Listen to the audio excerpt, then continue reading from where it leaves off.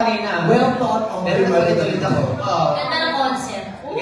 Yeah, so gaano kahirap hindi matawa with this amazing group of comedians in the show? Well, it's very difficult to Yeah? Medyo mahirap talaga para sa amin lahat. Kasi titigan mo pa lang yung mga pagmumukha nila. Yung kami lahat sa loob ng bahay, yung talagang minanatili namin doon. Mahirap talaga para sa amin. At, ano ulit yun? So, ganun siya kahirap na meron pa sigurong PTSD from the experience. Anybody else want to answer the question? How hard was it? Nakaka-intimidate ba at first? It's very, very hard. It's very, very hard. English. Yes. Yes. Ako, kapag English, tinuturo mo kami. Parang, go, Kim, go. Hindi kasi ako, sinabi ko no, because earlier with the pocket press con. Wow! I'm sorry. No, I mean like as the youngest. Pero seryoso kasi, ako po kasi tinitingala ko po lahat po ng mga nandito. Kasi ako nga po yung pinaka bata. So parang simulat sa buhay na idol mo na po talaga silang lahat. At sobrang bungis-ngis ko po kasing tao talaga. At nakikita naman po yung sa mga vlogs, sa interviews ko, kahit sa podcast namin ni Jen. So it was really hard for me at first. Actually, when it started, I even asked Buddy kung bakit ako kinuha. Kasi alam naman mga tao, sobrang bungis-ngis kong tao. So, they told me it's really the reaction of what I'm going to do dun sa show. Na lumabas naman siya talaga because we were told that hindi kami pwedeng tumawa, umiti, or smirk, or even the smallest na makita yung teeth namin. So, it's really, we can actually show different kinds of emotions, which I think nakita naman dun po sa trailer po namin na yung may snippet doon na umiyak talaga ako because that's the only thing I could do, really. Kung may emosyon akong ilalabas, nag-isip na lang ako malulungkot kung alam mo yung basta umiyak na lang talaga ako sa mga corners, ganyan. So it was really difficult for me personally and with everyone as well. So yeah, that's it. Thank you. Yes. Thank you, candidate number 5. Yeah, we saw that trailer kanina sa I guess this one is for Meme. Sa trailer, ang daming clips na tawang-tawa ka. So, ano yung pakiramdam na ikaw na yung pwedeng tumawa hanggang sila ay talagang game face? I enjoy my privilege. Oo, kasi nakakatawa talaga kasi ang sarap kasi ako lang yung may pagkakataon, yung may karapatang i-enjoy yung ginagawa nila. Yun, silang lahat, ang saya-saya dun sa loob ng bahay pero wala silang karapatang i-enjoy, ingiti, o i-appreciate yung ginagawang comedy ng bawat isa. So ako, 6 na oras akong nanonood ng free show. So tawa lang ako ng tawa. So sila, kaya sabi, ang hirap nun para sa kanila, di ba? Kasi, di ba, lahat tayo gusto nating i-enjoy yung nakakatawa eh. Ang sarap nun sa pakiramdam, pero yung pinipigil mo yun, napakahirap nun. Ang dami tumatakbo sa mga utak nila. Eh ako, wala nakaupo lang ako ng pindot lang ako ng pindot, utos lang ako ng utos. So pinakamasarap talaga yung buhay ko. 6 na oras silang nagpapatawa, tapos nanonood lang ako ng libre. Hindi na pa sobra ka doon kanina nung sinabi ni Meme na talaga hirap na hirap kayo. But share with us that experience. Oo, sobra talaga kasi parang kagaya namin, like ako, galing ako sa comedy bar. So, yung masaya yung hindi masaya. Galing ako tayo sa comment up tayo. Galing ako sa hirap.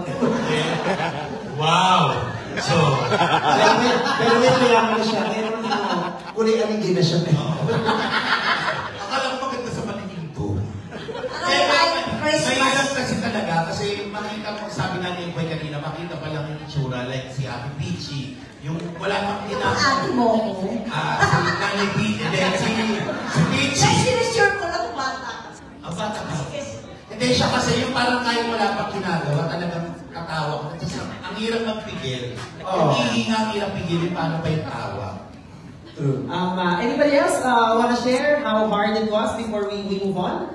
Ito si Mayor. Si Berting lang na. Si pelikula nga si Wonder. Si Jason, wala kang ginagawa, alam mo yung isang candidate siya sa inyo. Hindi pa nagpapahay ng candidacy, pero alam mo yung isang candidate. Papagulo lang. Hindi, mayroon naman talaga din. Mayroon din kung magpapatawa ka rin sa harapan ng mga komedyante. Kaya ang kryptonite ko doon, ito talaga si Niggy. Talaga, panoorin nyo, paano kami, minsan nag-iiwasan kami dalawa dito kasi nga, di ko alam. Kasi may nakaraan sila dito. Tapos kami naman ito si Chad, lagi Yes, na ako. go. Siya, parang pinagtutulungan nila akong lahat eh. Hindi kasi ang kryptonite naman namin lahat talaga. Si Kaya ang hirap sa buhay ko, ang hirap. Yeah, Parang yeah. lagi na akong galit. Kaya siya kumalong.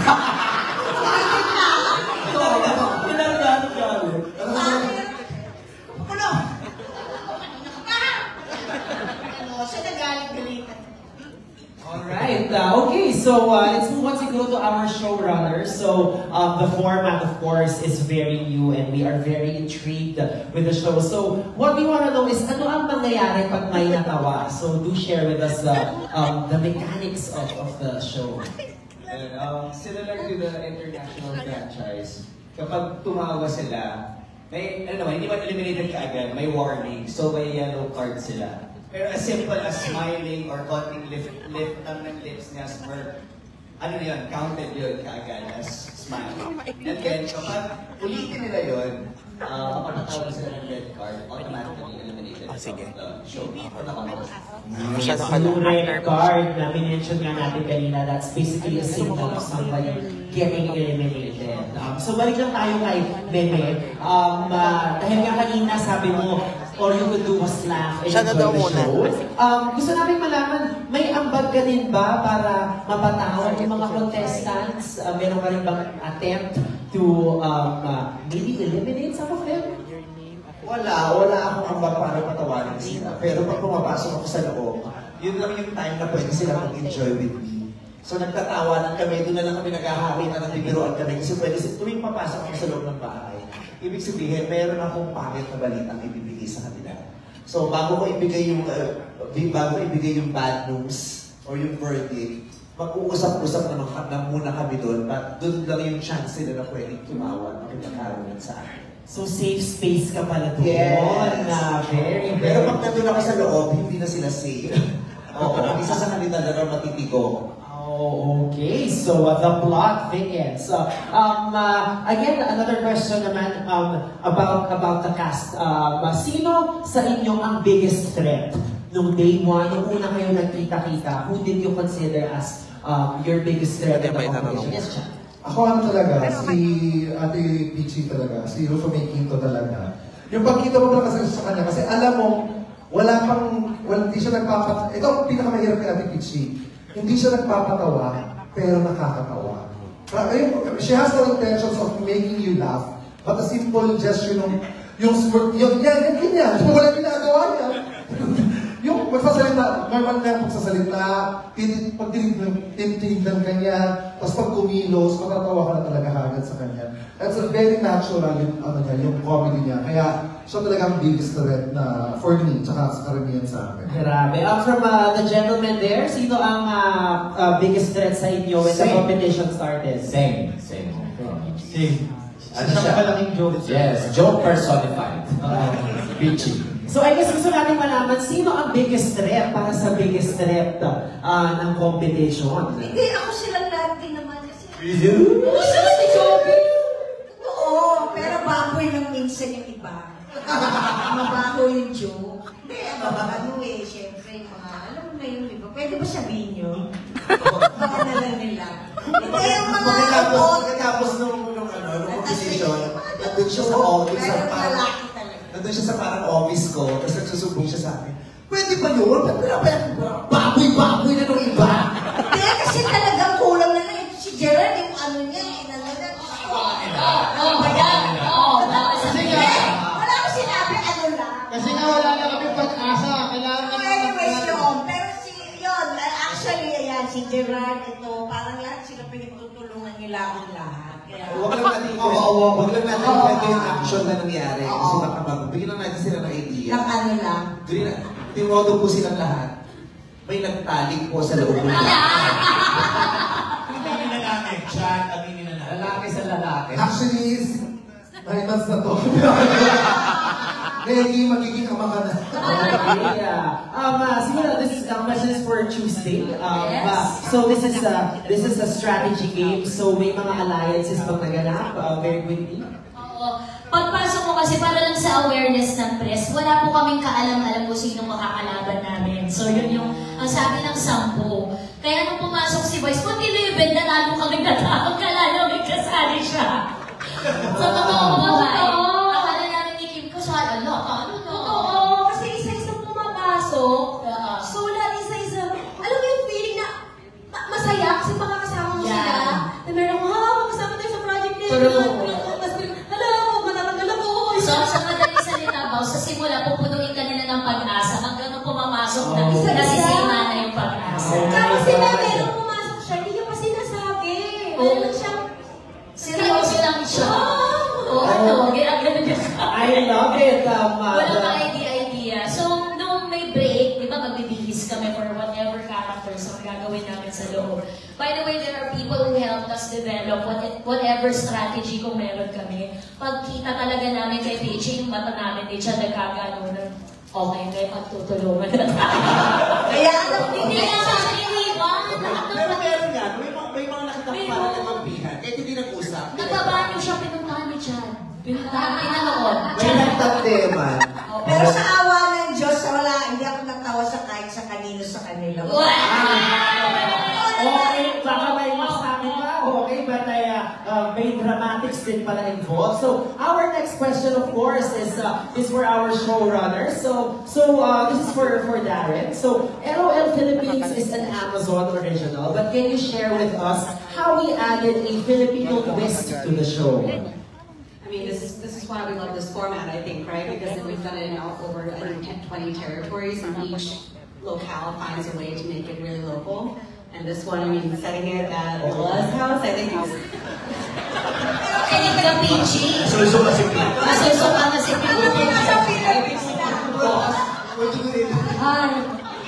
Is there a magic in the house?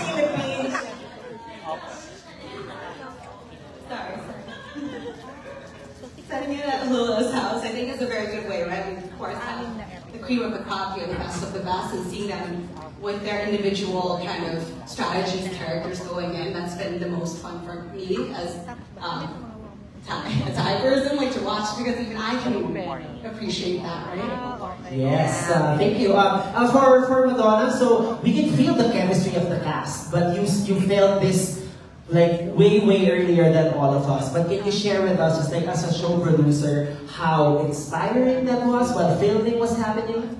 Maybe I'll go back to English. Maybe I'll go back to when we were just doing the casting. I think that was a very crucial aspect of the show. We made sure that all of them come from different types of comedy. I think that was important. And the kind of, the kind of comedian that they are, because we're very familiar with that. So the 10 was brought together. We feel that I think we have it, right? And then when they got in one by one, when they were called, we felt already this was going to be a very good group, because all of them reacted so well to each other. Okay, they focused on Peachy because she was the biggest threat, because she's such a natural. So there's a natural, there's a bumisnis, there's somebody who's so deadpan, there's somebody who just reacts. So I think that's the beauty of everybody. Plus, of course, Vice being the host and being able to thread all of them and toe the line. I think that was really that's where the chemistry came from. So each one of them brought their own brand of comedy, and all of them just reacted to that, because it wouldn't work if none of them would react, right? Because that's not the game. So it was important that they all made sure they strategized, they formed alliances, and it was just natural. It wasn't, they didn't talk about it, just like what Tuesday and Kim said. They didn't know that they were going to meet these gentlemen and these women. Wow, very exciting. And I'm sure damang-dama naman natin ang chemistry ng ating cast. So it's now time to open the floor for questions from the press.